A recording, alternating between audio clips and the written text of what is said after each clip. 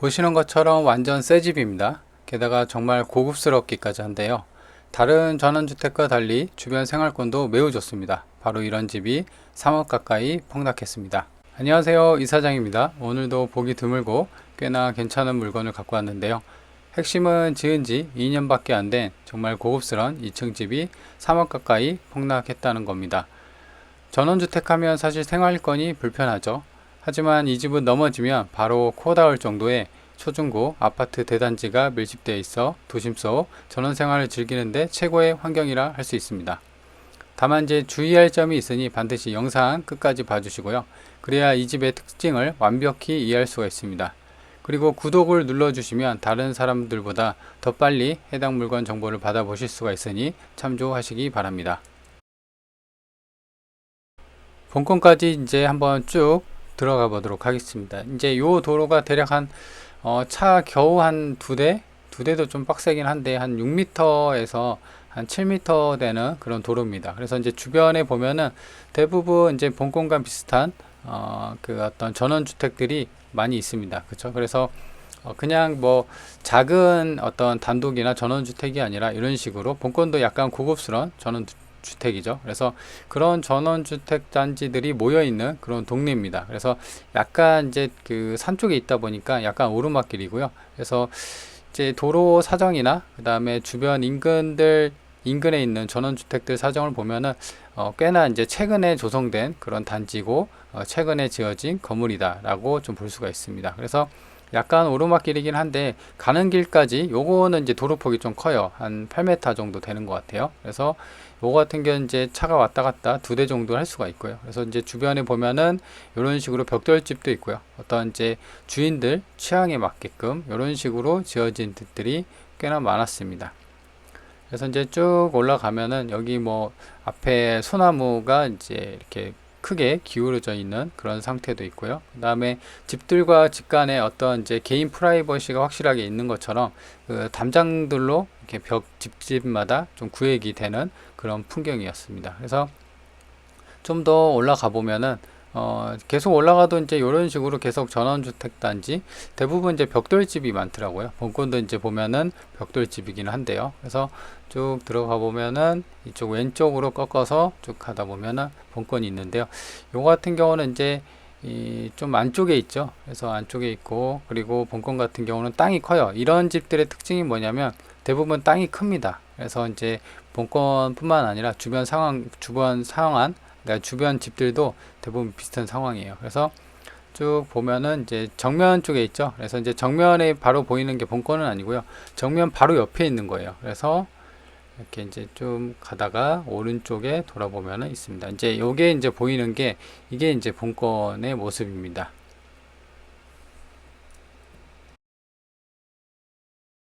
외관을 보면 컨디션이 매우 괜찮습니다. 그죠? 그래서 이제 건물 외벽을 보면은 베이지색이랑 검은색이랑 이제 잘 조화를 이뤄서 한층 더 고급스러운 느낌인데요. 가장 먼저 눈에 띄는 게 주차장입니다. 이게 주차장인데요.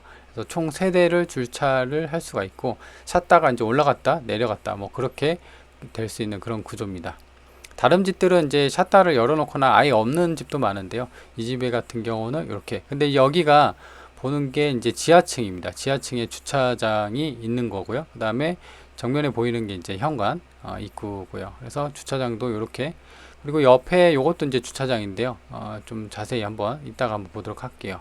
그리고 카메라 잘 달려 있고요. 아무래도 이제 단독 주택이다 보니까는 아파트와 달리 보안이 좀 필요합니다. 그래서 그 카메라가 달려 있고 요거는 이제 정문 현관인데요. 현관 같은 경우도 지금 제가 보니까는 이게 키패드가 열려 있고 지금 잠겨 있는 거 보니까 사람이 안 살고 있는 것 같아요. 그래서 이제 올라가는 계단이 양쪽으로 약간 이끼가 좀 껴 있죠. 그래서 약간 관리가 안 된 느낌. 그래서 이제 1층으로 올라가는 그러니까 이제 지하에서 1층으로 올라가는 계단이 이제 그렇게 보이고요.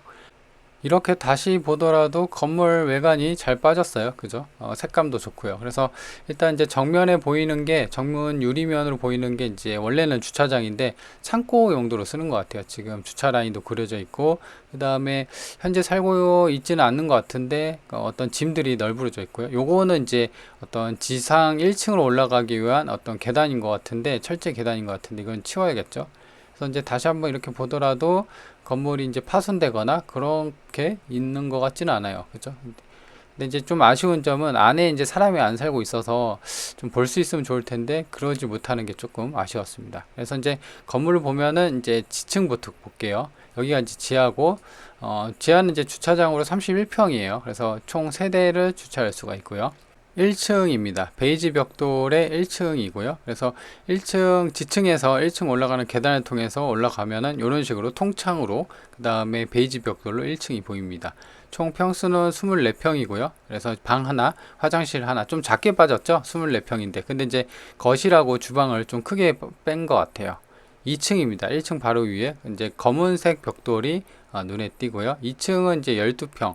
방 하나, 욕실 하나, 원룸식으로 좀 작게 빠졌습니다. 다락방입니다. 지금 2층 검은색 벽돌 위에 약간 주황색 지붕이 보이잖아요. 거기가 이제 다락인데 사진이 이제 잘 안 보이는데 꼭대기로 이제 세모꼴로 그렇게 되어 있는 게 다락입니다. 대략 한 10평 정도 되고요. 정리를 해보면은 본 건물 같은 경우는 다락을 제외하고 총 3개 층으로 68평입니다.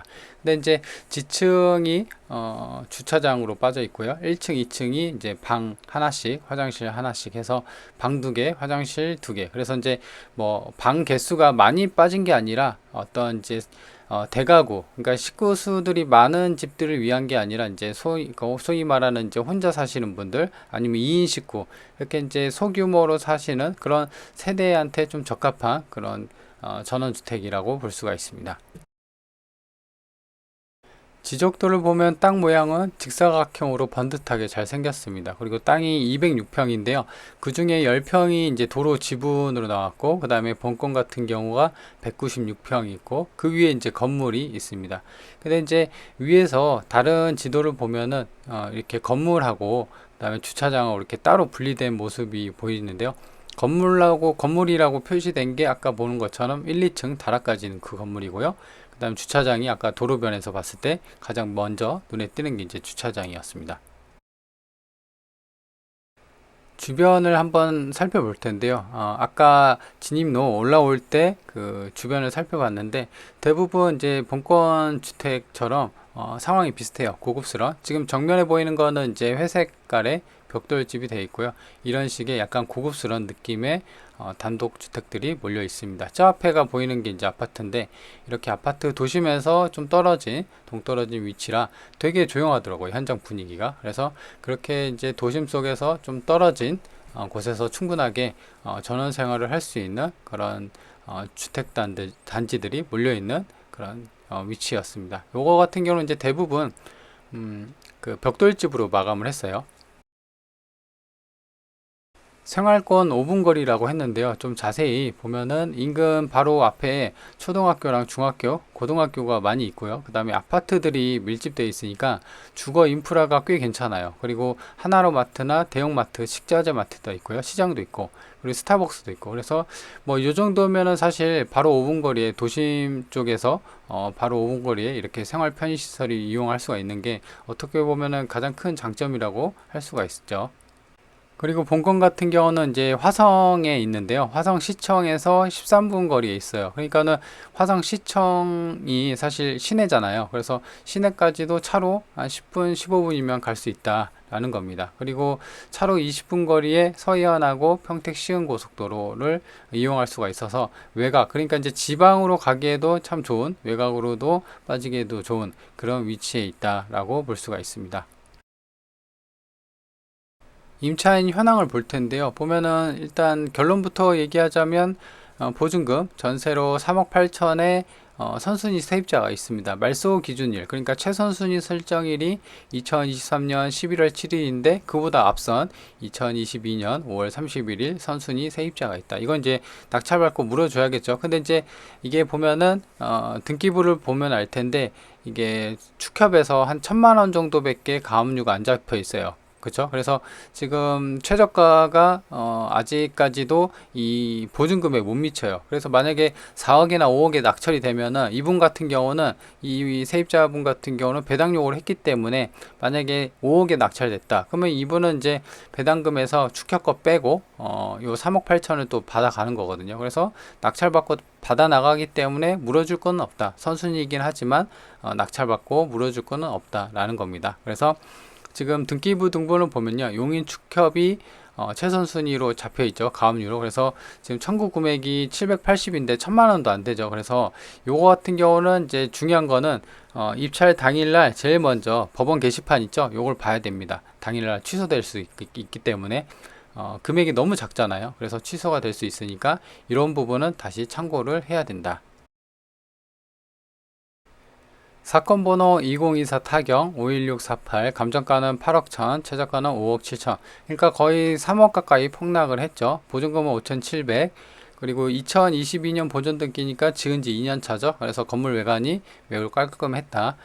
땅은 206평, 도로 지분 10평을 포함한 거예요. 그 집 앞에 도로 있죠. 그리고 건물은 68평이고, 근데 이제 방이 2개, 화장실 2개. 그래서 방은 작게, 그 다음에 어떤 거실이나 이런 건 크게 빠져서, 아마도 이제 이 물건에 관심 있는 분들 같은 경우는 어떤 4인 식구, 6인 식구, 대가족 말고 2인 식구나 요새 이제 1인 식구들 많잖아요. 그래서 그런 분들한테 좀 잘 어울릴 것 같아요. 위치는 경기도 화성 남양에 있습니다. 매각일자는 2024년 10월 2일이니까는 다음 달 며칠 안 남았네요. 그래서 수원에서 진행을 하고요. 그래서 이제 해당 물건을 이제 총평을 내리자면, 일단은 지금 감정가가 8억이니까 여기서 한 번 더 떨어지면 4억대예요. 완전히 싸졌죠. 그리고 남양 쪽이고, 그리고 아까 보다시피 위치가 나쁘지 않아요. 5분 거리에 바로 앞에 어떤 생활권이나 그 다음에 화성시청도 가까이 있었고요. 그래서 도심 속 말 그대로 내가 생활에 조금 여유가 있고, 그리고 아파트보나 이런 전원 생활도 좀 즐기고 싶은데 회사 가는 거, 직장 때문에라도 너무 멀리 외곽 쪽으로 가기엔 좀 부담스러워. 그래서 이제 도심 속 전원 생활을 즐기고 싶다. 경기도권 내, 그리고 화성 쪽에 지인이 있거나 연고가 있으신 분들은 좀 한번 관심을 갖고 한번 현장을 가서 그 분위기를 좀 느껴보시는 게 좋을 것 같습니다. 그럼 이번 영상 여기까지 하도록 하겠습니다.